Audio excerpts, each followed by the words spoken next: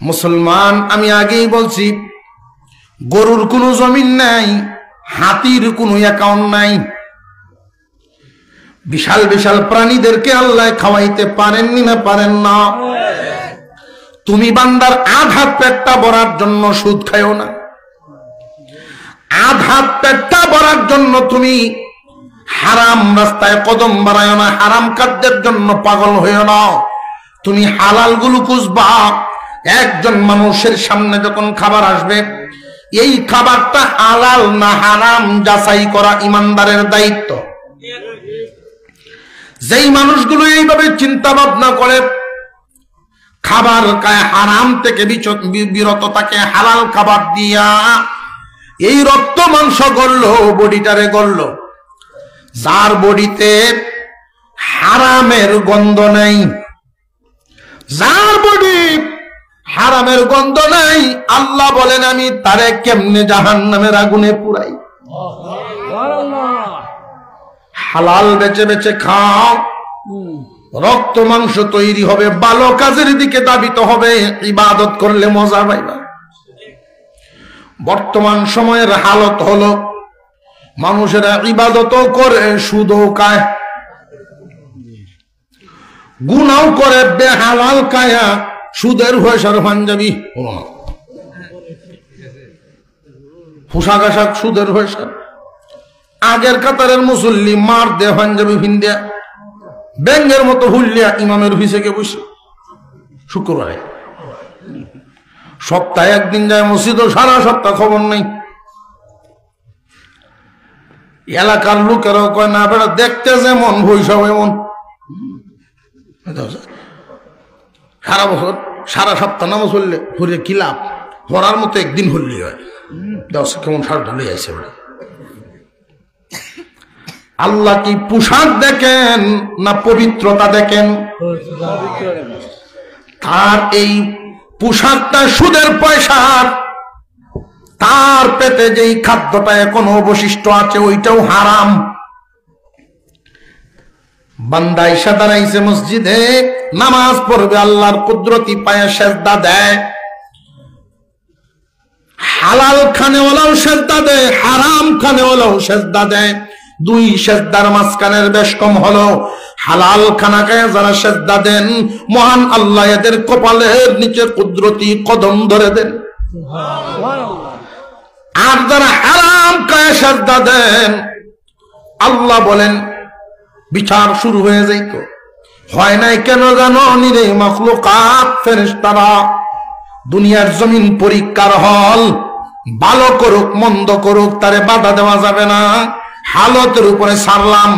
তবে সেই দিন বেশি দূরে নয়, আমার থেকে কয়দিন আর ভলায়া থাকবা, ধরা দিতেই হবে। চতুর্দিকে আসমান, মালিককে আল্লাহ, চতুর্দিকে আসমান, কই যাইবা তুমি উসমান?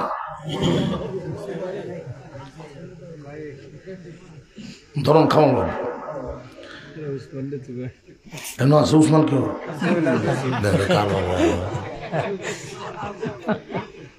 এই মাইকের আওয়াজ যদি বাড়ির যায়, হ্যাঁ মা ডাকবো গিয়া, মাশাআল্লাহ এই মুরব্বী আছে, মাশাআল্লাহ নারে তাকবীর। উসমান ভাই, উসমান ভাই, আচ্ছা এই যে নামের জিন্দাবাদটা দিলাম, 3 মণ জিলাপি লাগলো না? এই মানুষটিতে একটা মিছিল দেওয়াইলে 3 মণ জিলাপি লাগলো। আমি যে বিষয়টা বয়ান আনতেছি, যে কথাগুলো বলতেছি, মূল বিষয় তো বুঝছে, খাইতে হবে হালাল, ছাড়তে হবে হারাম। বিষয় হইল এটা। আমি আপনি সেজদা দেই, সেজদার মজা মিলে না। এই জমিনে এমন বান্দাও ছিলেন যারা সেজদা দিলে আর কপাল উঠাইতে মন চাইছে না। এই জমিনে এমন বান্দাও ছিলেন সেজদায় গিয়ে যখন পড়েন সুবহানা রাব্বিয়াল আ'লা, বান্দার এই সেজদার তাসবির জবাব আল্লাহ নিজে দিয়েছেন, সে কানে শুনে। কিন্তু আমার আপনার দেহের হালত কি দেখেন? নাফাকে ভরা।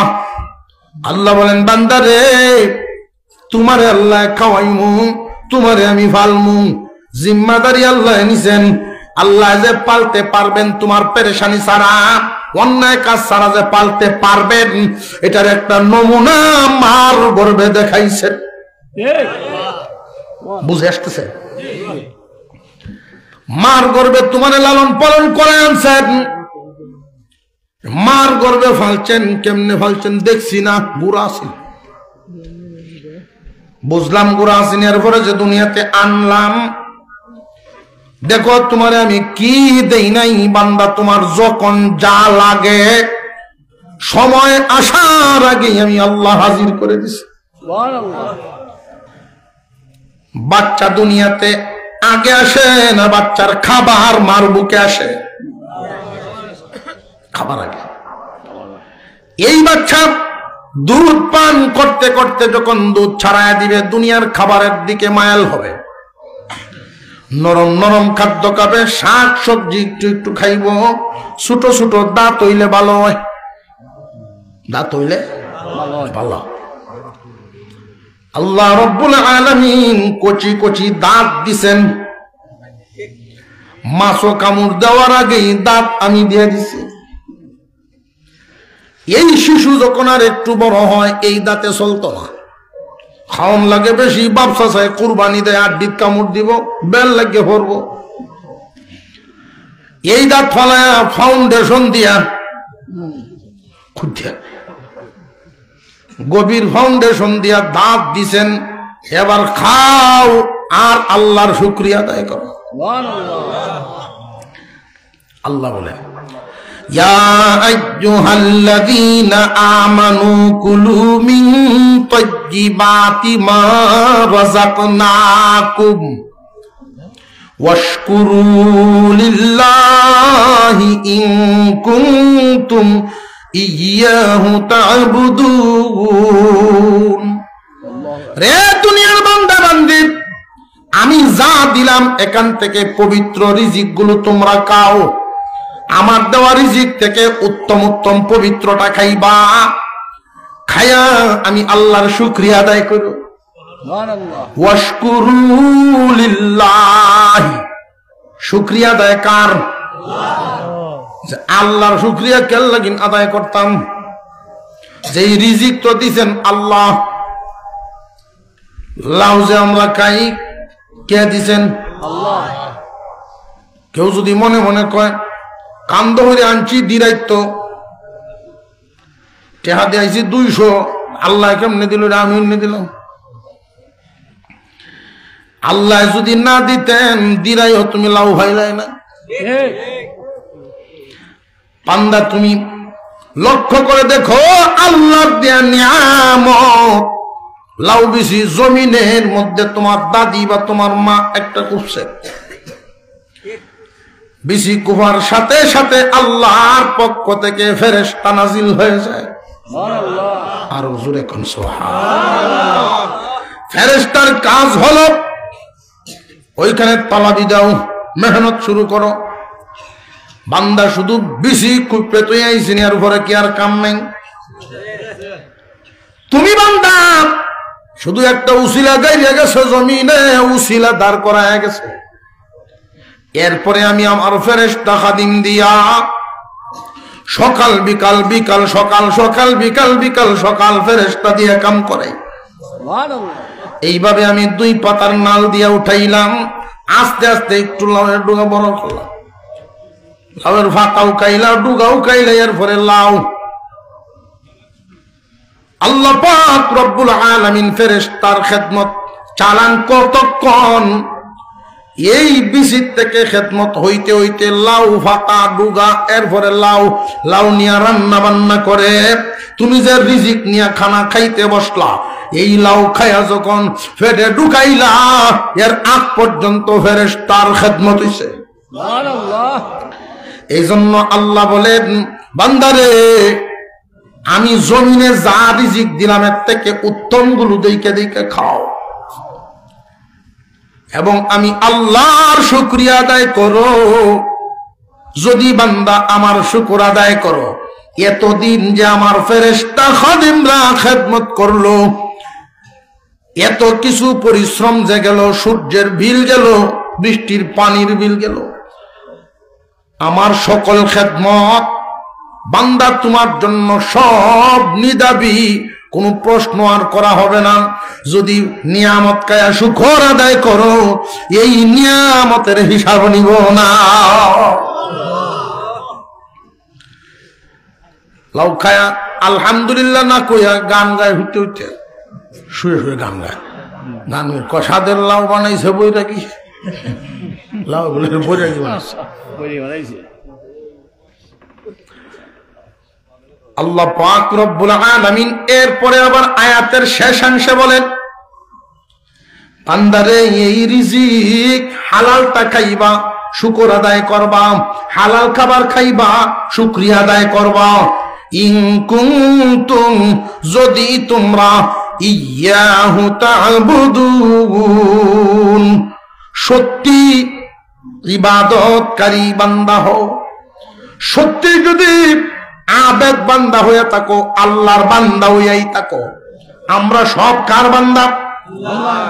আল্লাহ এইভাবে বলেন, তুমি যদি সত্যি আল্লাহর বান্দা হইয়া থাকো, তাহলে এই দুই কাজ, জমিনে যা আছে সব ফাইলেই যে খাইবা তা না, বাইচে বাইচে হালাল টাকাও শুকরিয়া আদায় করো, হালাল টাকাও শুকরিয়া আদায় করো।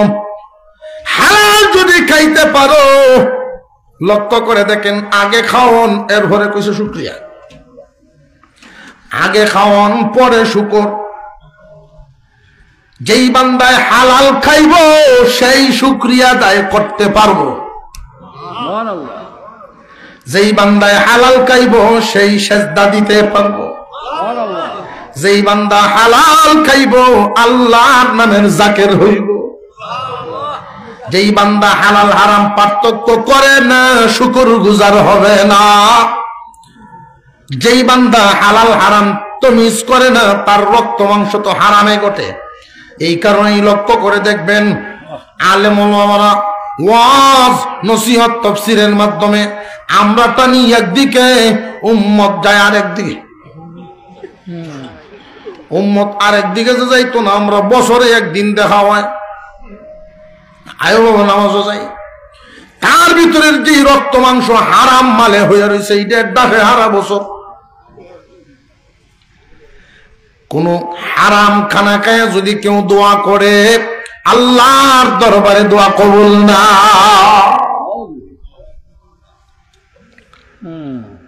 হালাল খাবারের একটা আসর, হালাল খানার যে আসর,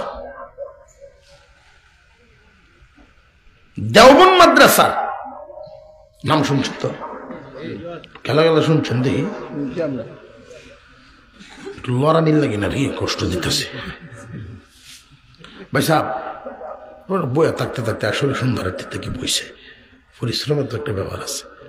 আমরা এই ফাঁক ফুকর না রাখতে যে জমিয়ে বই থাকতাম ভালো আছেন। আরেক ভাই বইছে আডু কার হরিয়া গঞ্চাতে এইভাবে আমরা কোন ফেস লাগে ভরে গত তার 21 মনে আছে বোধ হয়। হাঁটু দাঁড় করিয়ে বসা নিষেধ, হাদিসে নিষেধ। সামনের দিকে হাঁটু দাঁড় করিয়ে বসা নিষেধ। কেন নিষেধ এটা আগে বুঝতাম না, ওহন বুঝছি। দুই হাঁটু দাঁড় করিয়ে বসলে লঙ্গি খুব সাবধান, দুইও হাতটা খুব শক্ত ধরে আমরা, এহত হাতটা ছুটলে সারে সর্বনাশ।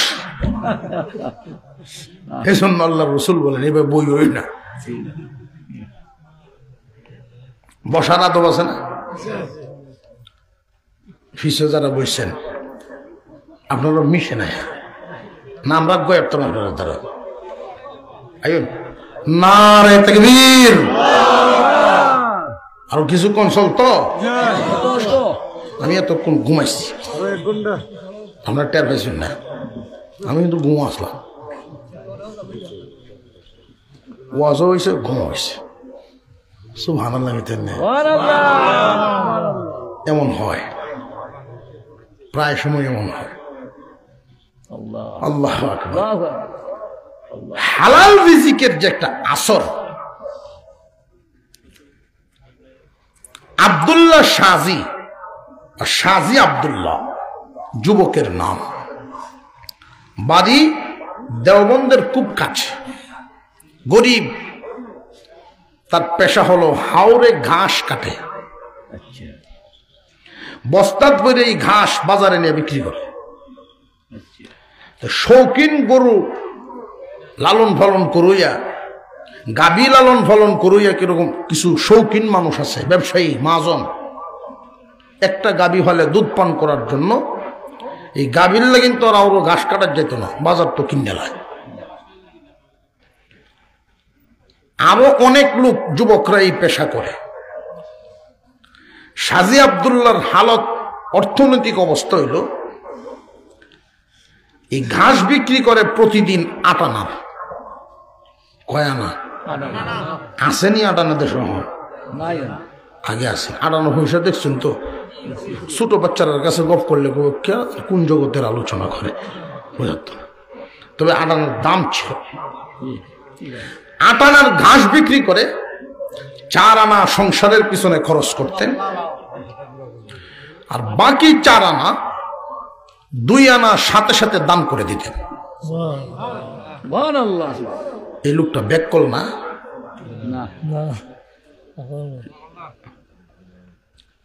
8 আনা ইনকামই তার ডেলি, 4 আনা খরচ সংসারের চাহিদা, আর 4 আনার মধ্যে 2 আনা দান, 2 আনা জমা।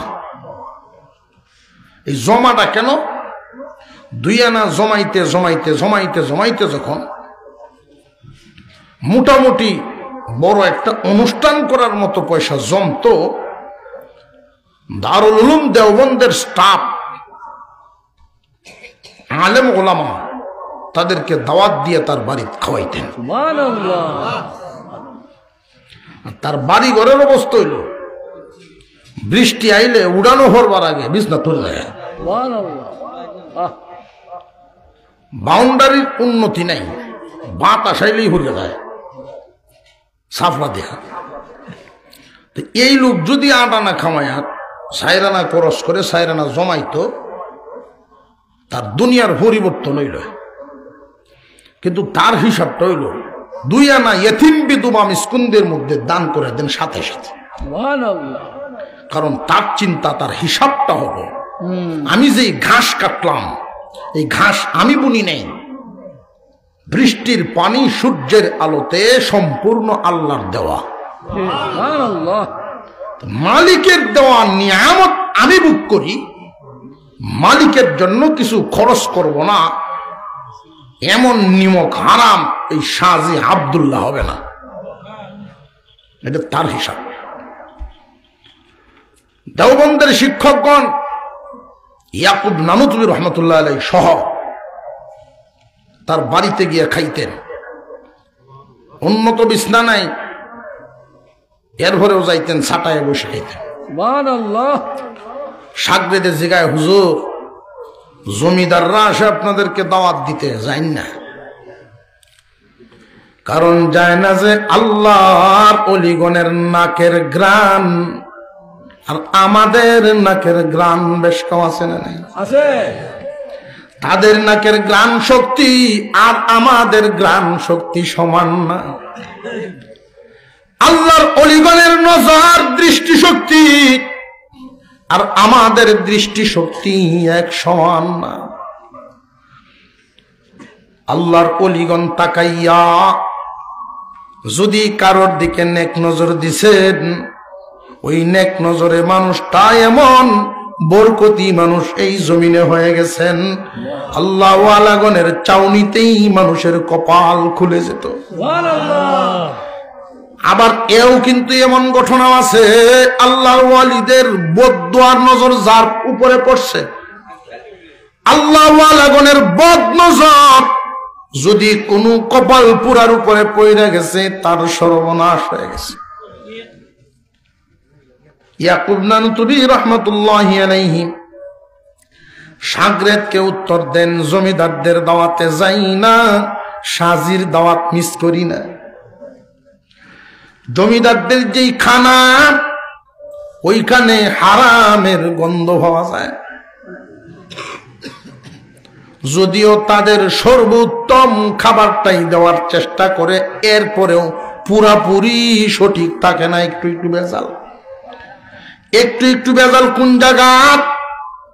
সচরাচর চোখে বাসবে না, গভীর দৃষ্টিতে তাকাইলে বাসবে যে তার বিশাল সম্পত্তির মধ্যে কার কার হক আছে, কার কার ওয়ারিশ আছে, ঠিক মতে দিছেনি, দাবি দেওয়া ছুটাইছেনি।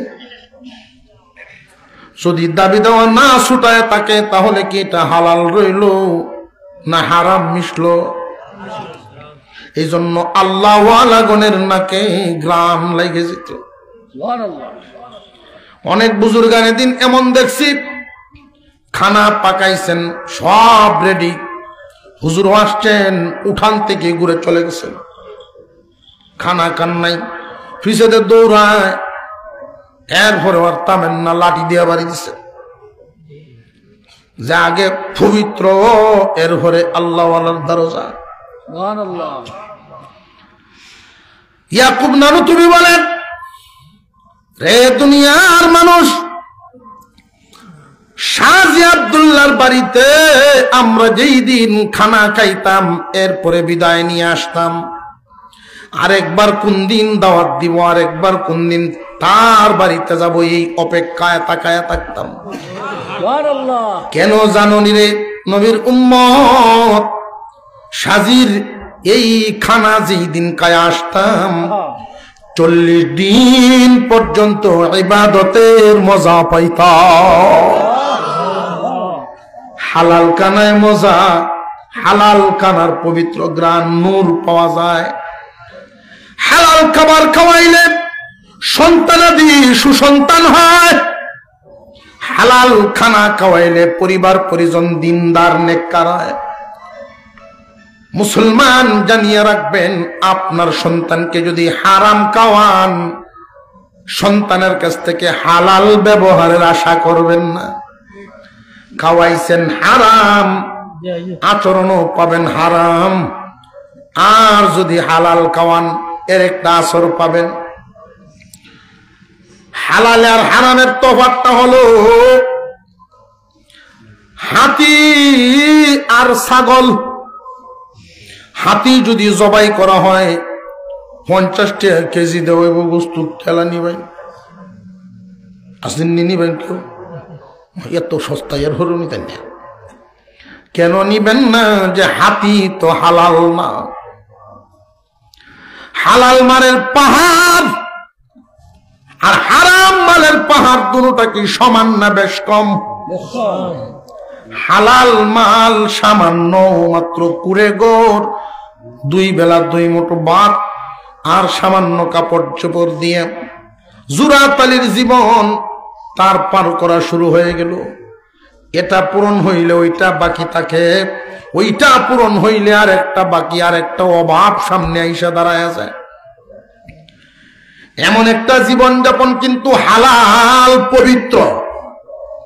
পক্ষান্তরে পাহাড় পরিমাণ সম্পদ, অট্টালিকার অভাব নেই, দামি বিছানা, দামি সোফার সেট, ফার্নিচার দিয়া রঙিন বাড়িঘর, সব হারাম, টাকা হারাম মিশ্রিত। হালাল হারাম পার্থক্য নাই, সব ডাইল খিচুড়ি, হালালও আছে হারামও আছে মিলাই। এবার আপনারাই বলেন কোনটা উত্তম, কোনটা অদম? হারামটা বালা না হালালটা? এই হালালটা যদি এইভাবে আপনি রাখতে পারেন, বিল্ডিং এর স্বপ্ন আপনার দেখা লাগে না, বিল্ডিং এর চিন্তা আপনার করা লাগবে না। আপনি শুধু আপনার কাটাটা ঠিক রাখেন, আপনার নীতিটা ঠিক রাখেন। হারাম কামাই করব না, হারাম খাবার খাবো না, হারাম কামাবো না, হারাম খাবো না, হারাম পরবো না, এই নাপাকের সাথে সম্পর্কই গড়বো না। আপনার ঘরে যদি একটা চৌকিতেও ঘুমান, হালাল পয়সার কিনা, মনে বড় বল হবে। কম দামা কাপড় পরিধান করেন, মোটা সুতার কাপড়, কিন্তু হালাল পয়সা, গাম জড়ানোর পয়সা দিয়া কিনা, মনে বল থাকবে। 1 পদ বা 2 পদ দিয়া খানা খাইলেন, 20 পদ করে খানা খাইলেও পেট আধাত ভরব, 2 পদ দিয়া খাইলেও আধাতেই ভরব। বেশ কম শুধু এক জায়গায় এই নাফরমান জিব্বার। তবে যদি দিনদার হয়ে যায়, চিন্তা ভাবনা, হারাম খাওয়া মুসলমান হারাম কায়া আরাম পাবে না, হালাল কায়া মজা পাবে। এই 2 জাত দিয়েই পেট ভরে খানা খেয়ে বান্দা যখন ঘুমাবে মনের প্রশান্তি নিয়া গভীর ঘুমে আচ্ছন্ন হবে, শান্তির ঘুম দিবে, স্ত্রী সন্তান নিয়ে নিশ্চিন্তে ঘুমাইতে পারে, চিন্তার কোনো কারণ নেই। যদি গো কোনো কারণে মহান আল্লাহ হায়াত শেষ হয়ে গেলে আমাকে আপনাকে আজরাইল পাঠায়া নোটিশ পাঠায়া দিয়ে নিয়ে যাবেন, চিন্তা নাই, পরেশানি নাই। যেই চৌকির উপরে শুইলাম হালাল পয়সার, যেই বিছানার মধ্যে শুইলাম হালাল পয়সা, যেই কাপড়গুলো গায়ে জড়ানো গাম জড়ানোর পয়সা, যেই খাবারটা পেটে নিয়ে ঘুমাইছি ওই খাবারটাও কম দামা হইলেও হালাল পয়সার খাবার খায় ঘুমাইছি। নিশ্চিন্ত মনে ঘুমাইবে। যদি মারা যাই ভয়ের কারণ নাই, ভয়ের কোনো কারণ নাই। মনের চিন্তা ভাবনা দূর করে মন বড় করে ঘুমাইব।